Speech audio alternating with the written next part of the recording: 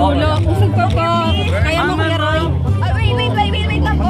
Sandali po. Ay, ikaw muna. Okay, kita naman lahat. Ayun na. Okay.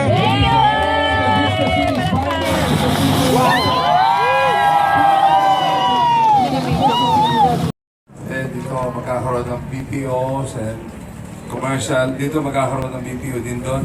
Dito ang commercial. Doon ang BPO. Dito ang hospital. Diba? Malayo kay Rick. Mas malapit dito. Yung pinakamagandang lugar ang project ni Rick na BPOs.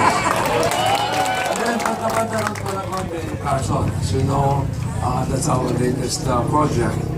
And then yung crown, pag-cherry nandito sa tabi rin. So marami tayong mga gagawin project dito. In fact, magkakaroon ng commercial center din dito.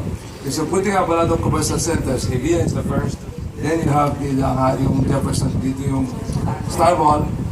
And then ito naman, this will be the third. Pero tuloy-tuloy na yan. Tuloy-tuloy na yan. Siguro ito mga, baka next year lang, susimulan natin mag-develop dito ng another commercial center.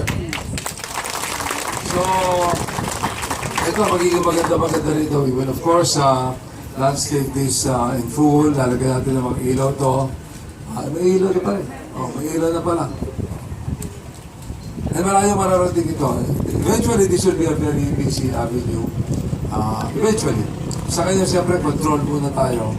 But eventually, we hope that even the people sa Bandaron, Kisro will be given access dito. Pero nakasara naman yung ating mga villages. But we would want the people from there, our friends there sa Kisro area, and of course, lahat ng mga nakatira dito, Ponticelli, Cerrito, sa mga Springville, ano pa? Amici, will all benefit from this road.